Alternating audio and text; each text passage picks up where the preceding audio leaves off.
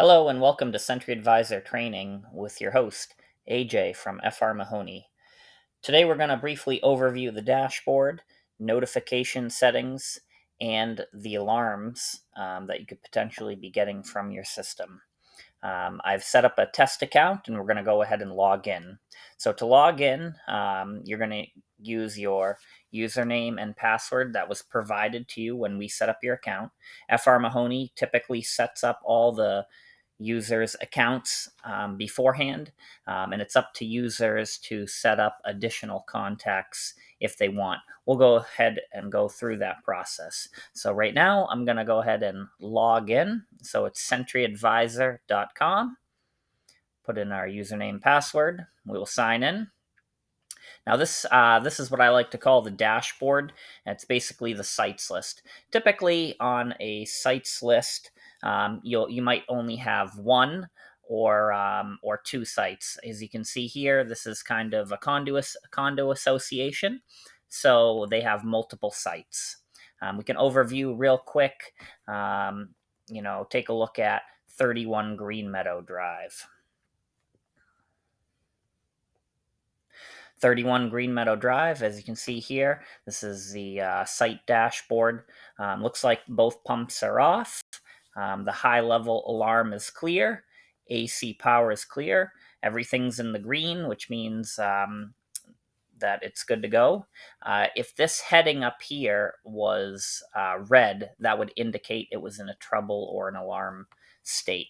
You can see down here, this is giving the modem status. You can see the signal strength. It's an AT&T modem, so it's a cellular device. So if there's any interruption in the cellular communication, then it might pop up as a lost comm failure. You can see here, looks like we got good strength. Last communicated very well. Okay, go over to the alarms tab. You can see some previous alarm events or some alert events. Pump cycles. So this is a duplex station. The pumps alternate every 24 hours. Pump 1, and looks like pump 2 was the lead pump yesterday. Okay, we'll go back to our sites list. That's pretty easy. Users, we'll go into adding a user real quickly. Right here, you can see that there's 3 users assigned to this account. This one is me that I'm logged in right now, test 1. To add a new user, you click this green button down in the bottom right-hand corner. We'll make them a username and a password.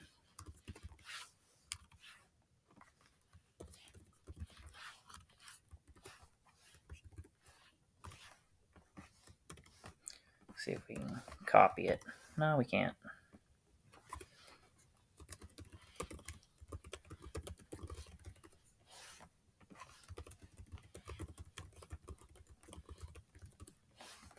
Okay, give them a name. So at permission level, there's 3 main things we're looking at for permissions. Administrator can do everything. They're top tier.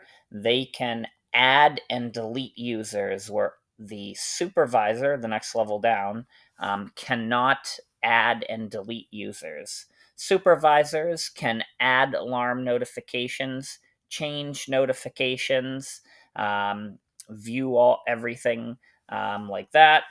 An operator cannot change alarms. They can only basically log in, acknowledge alarms, and view the alarms.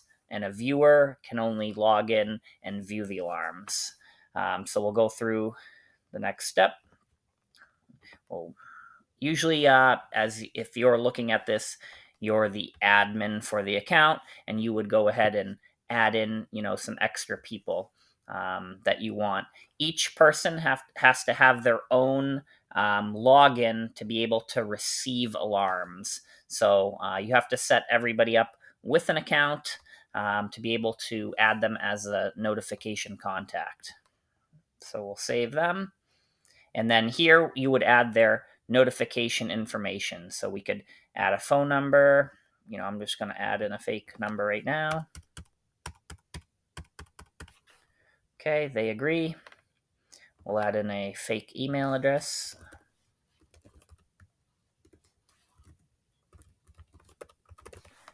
Okay. We'll close this out.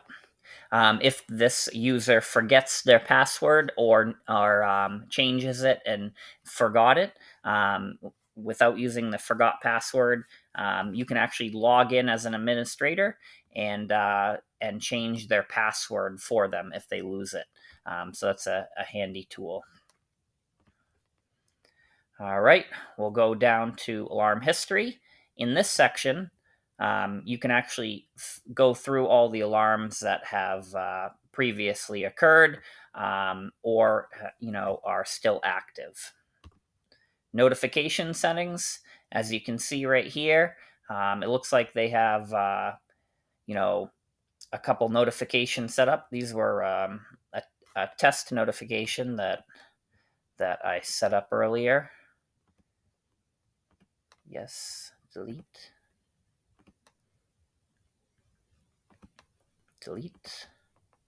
Okay, so to add a new email, phone call, or a text message for the notification settings, we would just go down here to the add, and who do we want to receive the alarms? We could have the new user receive the alarms.